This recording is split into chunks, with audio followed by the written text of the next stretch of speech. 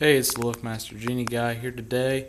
I want to do a more in-depth video of this opener and this door and the other door. So this is the Chamberlain, I think C253, I forget. But, and then on the other stall here we have the Craftsman. Pretty much the same as mine. My other one that I have.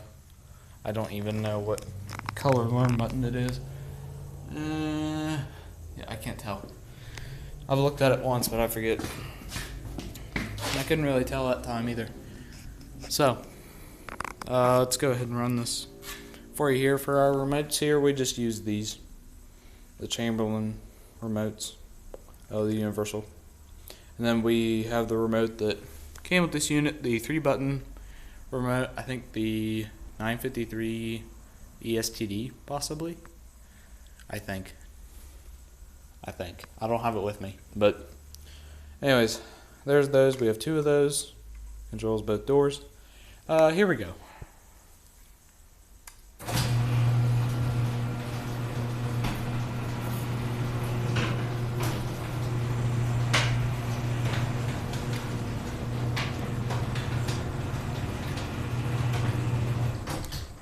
Rolls pretty smooth. The door isn't balanced, actually. I need to adjust the springs on that.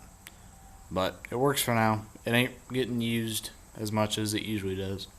So, back down.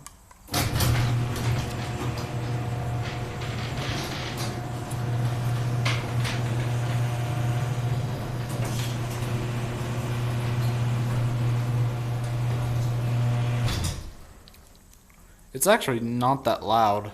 I'm gonna try to find either an 8-foot rail for this, an 8-foot one-piece T-rail, or a 10-foot. As this is a 9-foot tall door. I'm sorry, 9 foot 6 wide by 9 foot high. So yeah, and they are overhead doors. So we'll go ahead and run the sears.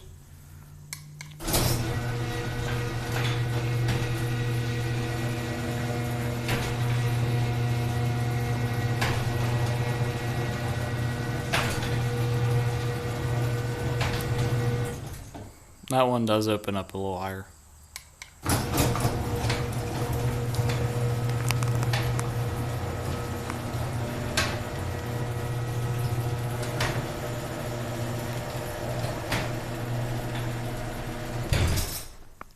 Alright, so there you have it.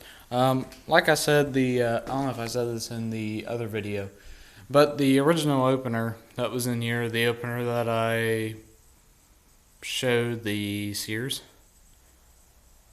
in my garage, I think, yeah. It was opening and closing by itself, so yeah, like I said.